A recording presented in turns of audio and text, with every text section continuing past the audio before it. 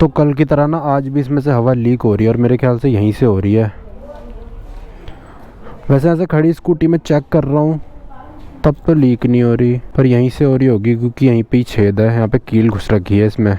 चलो यहाँ पे पंचर बना देते हैं। सामान तो वैसे मेरे पास सारा रहता ही है, ज़्यादा सामान नहीं चाहिए इसके लिए। ये वाली ट्यूब चाहिए और 2 ये चाहिए और एक ये चाहिए स्ट्रिप्स। इसमें स्ट्रिप्स होती है ना पंचर बनाने की, मेरे पास बहुत सारी है, बहुत ही सारी। इससे तो मैं दुकान खोल सकता हूँ, इतनी सारी है। सबसे पहले इसमें से एक निकाल लेता हूँ।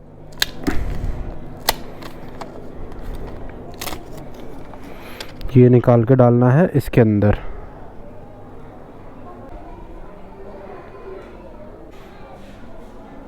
ऐसे ऐसे डाल देना है इसको सबसे पहले। अब क्या करेंगे, अब हम छेद करेंगे। इसको रख देते हैं यहाँ कोने पे।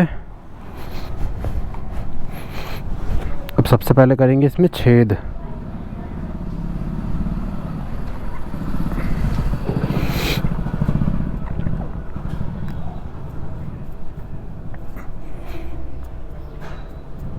देखो छेद कर दिया है मैंने पूरा अंदर तक। अब फटाफट इसमें ट्यूब लगा देंगे इसमें।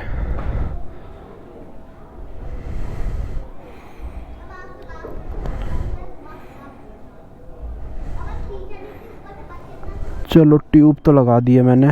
ये थोड़ा लुब्रिकेशन का काम भी कर देती है ये वाली ट्यूब। अब इसको एकदम अच्छे से छेद करके ये पकड़ लेंगे ये साथ में। अब इसे निकाल के इसे घुसेड़ देंगे।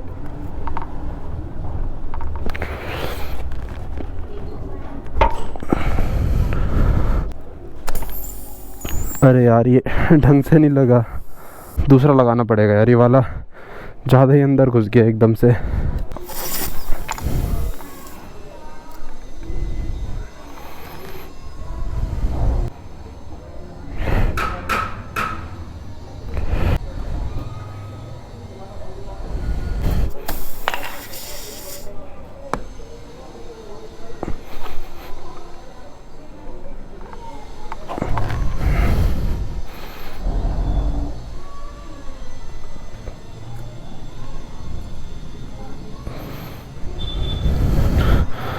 इसको पूरा अंदर नहीं डालना है, थोड़ा सा बाहर रहने देना है, इतना ठीक है।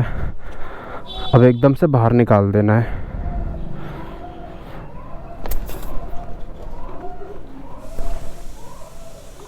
ऐसे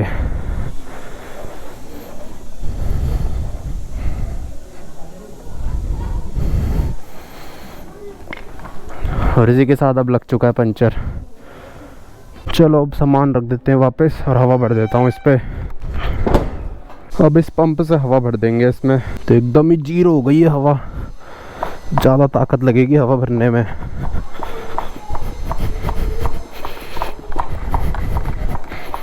बहुत मुश्किल है यार इससे तो हवा भरना।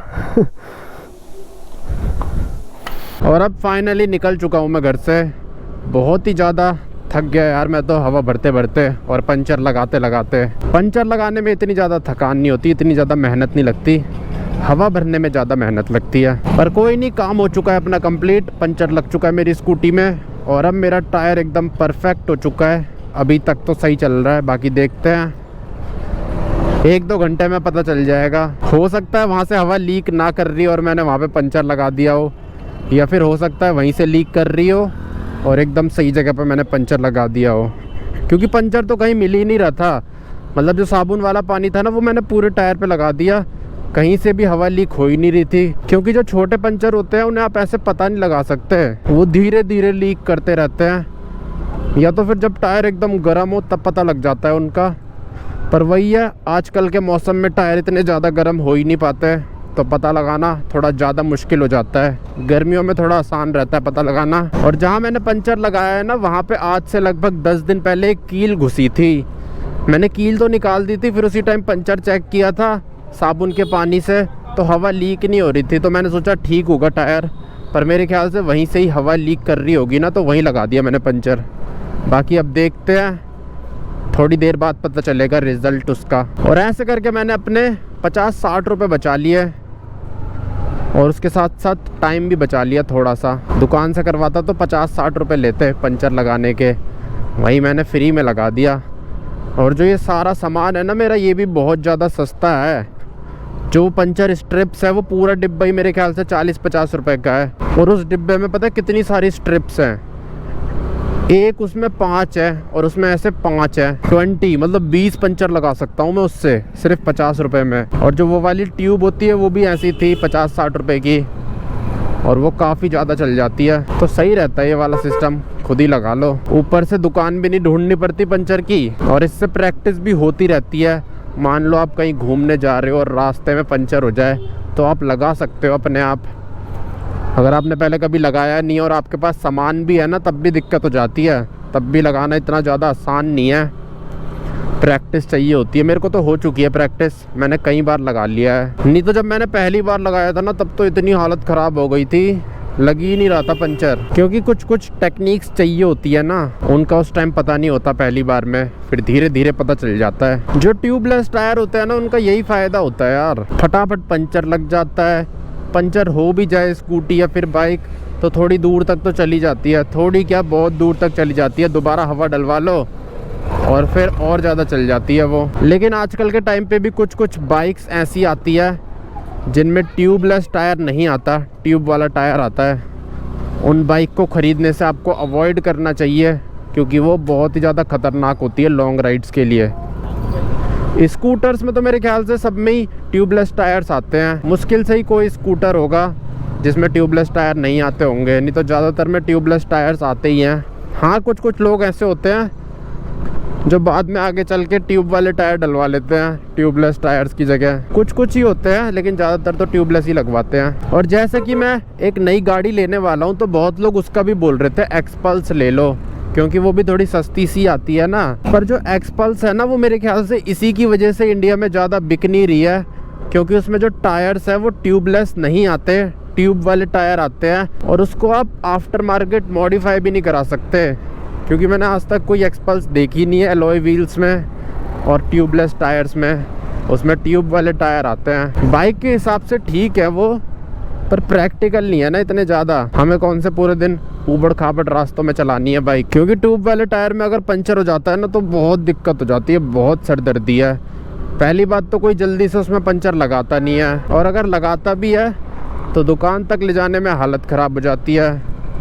बाकी उसके अलावा उसे थोड़ा ज़्यादा खोलना पड़ता है, उसमें टायर खोलो, ये करो, ट्यूब निकालो, बहुत ज़्यादा झंझट रहता है उसमें। जब मैं लॉन्ग राइड्स पे जाता हूँ ना घूमने, तो मैंने रास्ते में बहुत सारी बाइकें देखी हैं ऐसे, जो ट्यूब वाले टायर की वजह से फंस जाते हैं रास्ते में। फिर उन्हें ना टायर निकाल के ले जाना पड़ता है पंचर की दुकान तक, फिर वो बाइक ऐसी खड़ी कर देते हैं रोड के साइड पे, फिर टायर निकाल के ले जाते हैं आगे, पंचर लगवा के फिर टायर लाते हैं, फिर बाइक में लगाते हैं, फिर जाते हैं। और अगर आप ग्रुप में जा रहे हो तो फिर भी चल जाता है, लेकिन अगर आप मेरी तरह सोलो राइड्स कर रहे हो तो थोड़ी ज़्यादा दिक्कत रहती है, फिर तो बहुत रिस्क रहता है।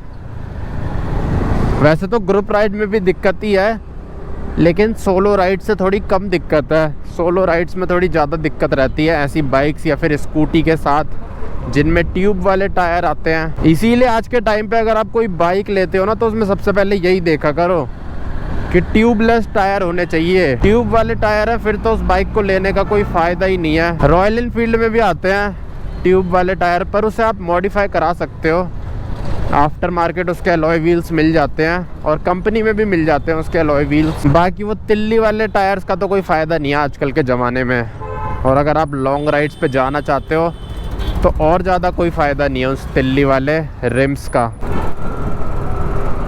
देखो अब हैंडल एकदम सीधा चल रहा है, इसका मतलब स्कूटी अब ठीक हो चुकी है। जब टायर्स में हवा कम होती है ना, तो स्कूटी का हैंडल वॉबल करता है जब हम छोड़ते हैं दोनों हाथ, ऐसे ऐसे ऐसे ऐसे करता है, ऐसे ऐसे। यहाँ पे साइड पे रोक के चेक करते हैं पंचर ढंग से लगा है ना, अंदर तो नहीं घुस गया। तो ये रही अपनी स्कूटी, बहुत ही ज़्यादा चमक रही है चारों तरफ से। बस इसकी सीट बहुत ज़्यादा गंदी हो चुकी है, देख रहे हो कितनी धूल उड़ रही है भाई, मेरे कपड़े गंदे हो गए। और यहाँ पे भी इसमें स्क्रैचेस लग गए हैं, ये पार्किंग में खड़ी रहती है ना, वहीं पे ही लगते होंगे निकालते लगाते टाइम। चलो कोई नहीं, इतना तो चलता ही है। बाकी पंचर कैसे दिखाऊं यार, मेरे हाथ गंदे हो जाएंगे, ग्लव से दिखाता हूँ। किधर है किधर है किधर है, ये रहा, ये देखो, थोड़ा सा जो स्ट्रिप होती है ना इतनी सी, वो बाहर ही रहने देनी चाहिए। जब मैंने पहली बार लगाया ना तो मैंने पूरी अंदर डाल दी, वो ज़्यादा ताकत लग गई जिसकी वजह से पूरी स्ट्रिप अंदर चली गई, तो पंचर बना ही नहीं। फिर दूसरी स्ट्रिप लगाई है, ये एकदम बढ़िया लगी। और सामने देखो सनसेट हो रहा है, यहाँ पे मैं अभी रनिंग करूँगा, उसके बाद चलेंगे आगे। देख रहे हो क्या बढ़िया लग रही है स्कूटी, काली काली। तो अब मैं पहुँच चुका हूँ पार्क के पास। ये मेरे बगल में पार्क है राइट हैंड पे, यहाँ पे करते हैं रनिंग, उसके बाद चलेंगे आगे। यहाँ पे खड़ी कर देता हूँ आज स्कूटी एक कोने में, ताकि लोग स्क्रैच ना मार पाए। वैसे तो यार मार ही देते हैं फिर भी लोग। एक बार ना फिर से आपको अपना सामान दिखा देता हूँ जो मैं यूज़ करता हूँ पंचर लगाने में। एक तो ये ट्यूब है, तो ये ट्यूब ना दो काम करती है, एक तो पंचर को स्ट्रॉन्ग रखती है और दूसरा काम करती है लुब्रिकेशन का। बिना ट्यूब के लगाओगे ना पंचर तो बहुत ज़्यादा मुश्किल होता है लगाना। और एक ये स्ट्रिप का डिब्बा है, इसमें बहुत सारी स्ट्रिप्स होती हैं जैसे मैंने दिखाई आपको ऐसी। ये दो चीज़ें हो गई, इसके अलावा एक ये है और एक ये है। ये दो टूल्स हैं पंचर लगाने के, इससे हम छेद करते हैं और इससे पंचर लगाते हैं, इसमें स्ट्रिप लगती है। तो ये भी काफ़ी ज़्यादा मजबूत क्वालिटी के हैं, अच्छी क्वालिटी है इनकी। पहले मेरे पे दूसरे थे जो कि मैंने 150 रुपये की किट खरीदी थी, उसके साथ मिले थे, तो उनकी क्वालिटी ना इतनी अच्छी नहीं थी। ये मेरे घर पे ही पड़े हुए थे तो इसलिए मैंने ये रख लिए, वो फेंक दिए। और एक ये हेलमेट है मेरा, एक्स्ट्रा रखता हूँ मैं अपनी डिक्की में, कभी काम आ जाता है ना इमरजेंसी में। अब कर देते हैं डिक्की क्लोज और चलते हैं अंदर। और यार अब मेरे को ऐसा लग रहा है टायर में हवा कम हो रही है। मैंने तो सोचा था वहीं से ही हवा लीक हो रही है, पर हवा शायद कहीं और से भी लीक हो रही है, तो इसीलिए अब कुछ और दिक्कत है इसमें, वो ढूंढनी पड़ेगी दिक्कत। इसकी वजह से मैंने फालतू में पंचर और बना दिया, कुछ हुआ नहीं उससे, पता नहीं कहाँ से लीक हो रही है। एक बार वाल्व चेक कर लूँगा घर जाके इसका। तो देखो अब पता चल गया है हवा कहाँ से लीक हो रही है। ये इसका वाल्व है, इसमें मैं पानी डालूँगा और अब देखना। तो यहाँ से हवा लीक हो रही थी और मैंने फालतू में ही पंचर लगा दिया इसमें। चलो कोई नहीं, अब इसे चेंज करवा लेता हूँ। ये देख रहे हो कितनी तेज़ हवा लीक हो रही है। तो इसीलिए कभी आपके टायर में ऐसे हवा कम हो, सबसे पहले वॉल्व चेक करो, उसके बाद पंचर चेक करो।